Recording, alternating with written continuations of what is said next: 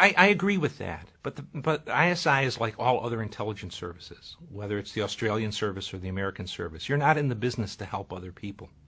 You're in the business of intelligence to protect your own country and support your own government. The idea that ISI is a rogue organization is popular, and even the Pakistanis promote it. But having worked with them for the better part of 20 years, they're a very disciplined, very able intelligence service. As I said, Pakistan doesn't leave the area when we do. They have to stay there and try to stabilize things in their own country. To do that, they believe at least, they have to help reestablish an Islamic country in Afghanistan, an Islamic government.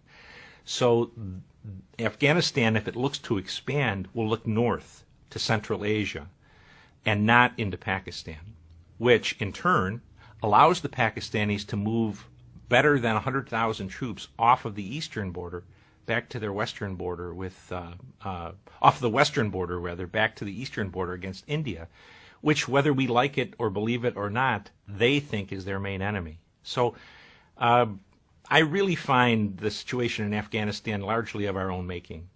And the Pakistanis will support an Islamic government in Kabul because that's their best interest. We have created a mess. They have to sort it out now. And it's really a disastrous situation for the United States, at least, because the American people, I think, are going to believe bin Laden's dead, we're leaving Afghanistan, the problem is over.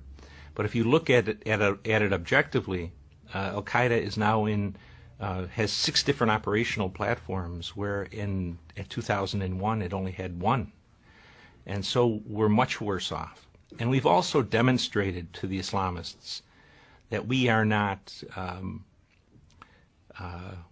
it's an old-fashioned word, but we're not manly. But the enemy loses hundreds a week. And we, a country, a superpower of 300 million people, cannot tolerate the loss of 160 people a year. It's a bad example to set for an enemy who is willing to expend enormous numbers of lives.